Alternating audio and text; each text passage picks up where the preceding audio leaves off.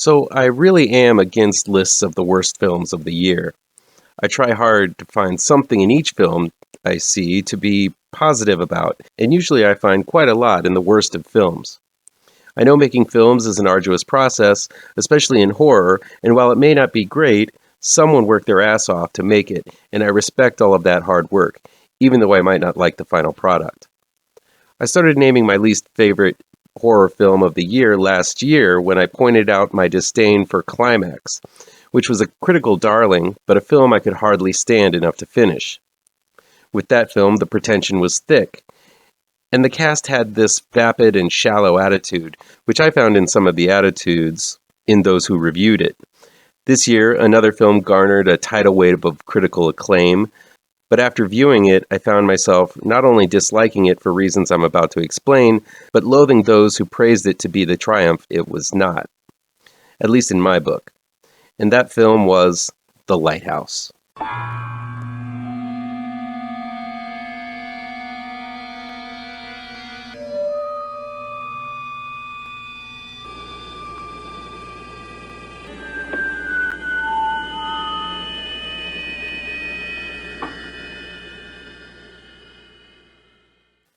Welcome to the official Best in Horror 2019-2020 countdown on ML Miller Frights, a part of the Kings of Horror Network. I'm ML Miller. Be sure to give this video a like, share it with your buddies across the electronic superhighway, click subscribe to this channel, and don't forget to ring the bell for notifications. Be on the lookout for a new Kickstarter campaign for an anthology I participated in called Nightmare Theater. This is a collection of short horror stories made by a whole gaggle of talented souls. The project is being helmed by David Schrader and Clay Adams.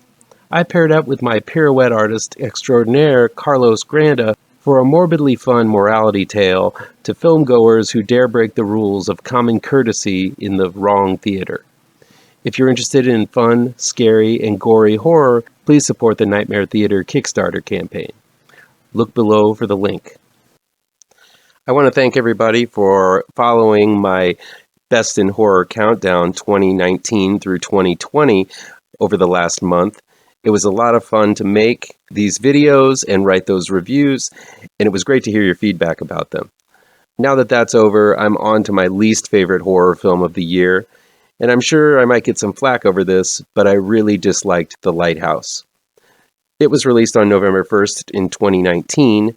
It's available on digital download and on demand from A24. It's also streaming on Netflix, I believe. The Lighthouse was directed by Robert Eggers, and it was written by Max Eggers and Robert Eggers. When writer-director Robert Eggers released The Witch a few years ago, I quickly put it to the top of my list of the best of horror in that year. I know there was an awful lot of buzz about The Lighthouse, and I could acknowledge a lot of good with the film.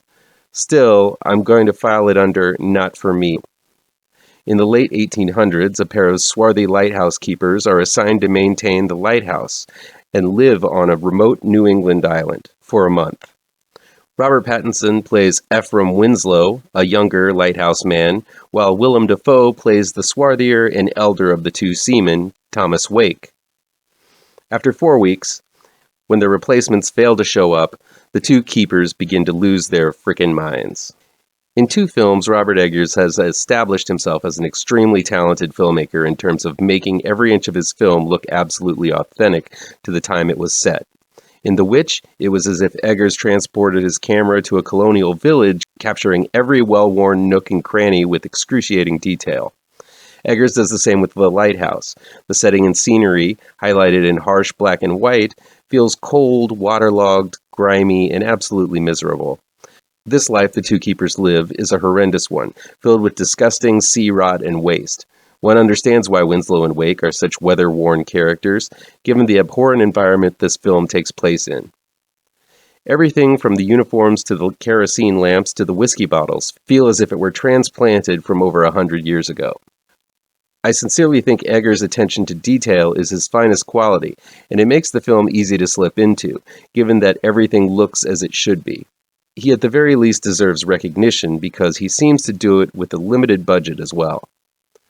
The other thing I have to note about The Lighthouse is that it is filled with pretty amazing visuals. From the hallucination that Defoe's wake is a human lighthouse, to the mermaid, yes, there's a mermaid, to the over-the-top seagull gore, and to the monumental climax. All of these are unique moments that we've never seen in cinema before. Eggers definitely has an eye for giving you something different to look at, and The Lighthouse is filled with these types of iconic beats that will sear into your mind and get fixed there. Defoe and Pattinson go full straitjacket here, as the solitude, constant pounding of the waves, and blasting of the foghorn wear their sanity to its nub. Both actors deliver passionate and energetic performances that highlight both their emotional range as well as their physical prowess. These two guys ruthlessly tear into one another, escalating into an epic battle for survival, with both of them stark raving batshit bonkers.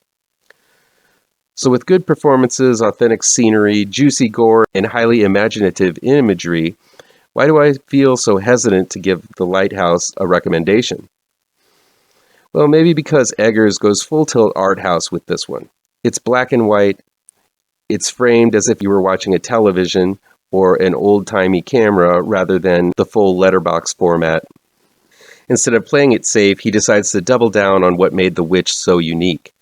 But while The Witch told a nuanced and subtle tale of persecution and paranoia, The Lighthouse feels extremely frugal in the story and theme department.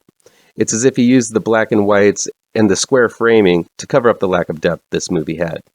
In paring the film down to its bare basics, 2 characters, black and white, single location, Eggers needs to compensate with a strong narrative, and watching 2 guys go postal on one another for almost 2 hours just didn't hack it for me.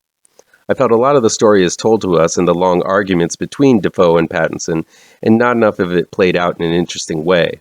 Walking out of the film, I felt as if I had experienced something rather thematically flimsy. Eggers not only goes out of his way to show us the miserable life his 2 characters lead, but he also forces us to experience the mundane, repetitious, and mind-numbing boredom that whittles away at them. I've said this before in my reviews of Hereditary, Midsommar, and The Lodge. We don't need to experience monotony in order to understand it. The time wasted on simply watching the same scenes over and over have a point, but one made from pretty much the first 15 minutes, leaving the rest of the film to repeat that tedium over and over. I got it. No need to hammer it in and wear us down for 2 hours.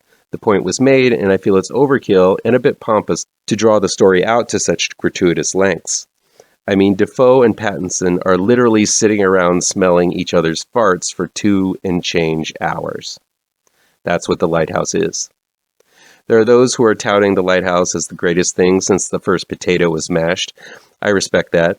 I can even see where they're coming from, because there's a whole lot of art in this art house thriller to make you feel as if this is art. Still, for me, despite some rock-solid factors, the story of The Lighthouse is the weakest part of it all. With the story being crucial in my own enjoyment of a film, that's a hurdle I just couldn't get over. When I left the theater I saw The Lighthouse in, I looked at the faces of the crowd. They looked disappointed and a little peeved. They seemed like they really didn't get the hype this movie had garnered and were waiting for someone to explain why this film had come so highly recommended. This wasn't a mainstream movie theater. This was an art house theater. There were a few honest people who flat out said it sucked, and sadly, I have to agree. I didn't want a commercial film from Eggers for his sophomore effort, but I think nosediving deeper into what he accomplished before was a bad move. Here's hoping the next one remembers the need for some story along with the pretentious art house shenanigans. Sorry, listening to Defoe's constant flatulence and seeing Pattinson molest a mermaid just didn't work for me. That'll be it for today. Please chime in down in the comments and let me know what you think of these films, how on the nose or mind-numbingly wrong I am, or you can counter with your own list.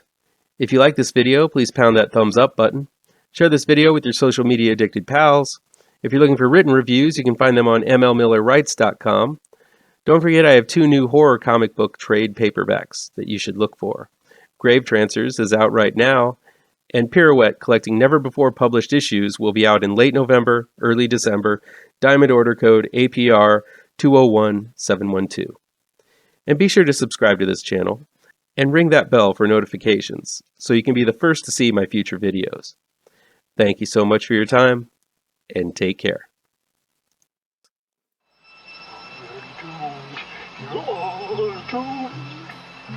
You're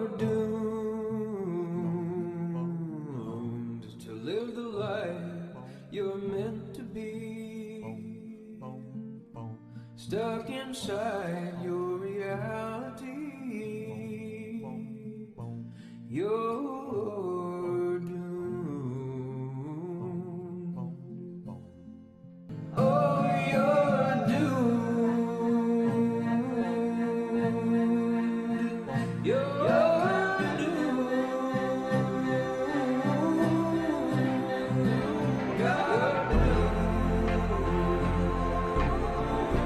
Live the life that you are meant to lead. Live inside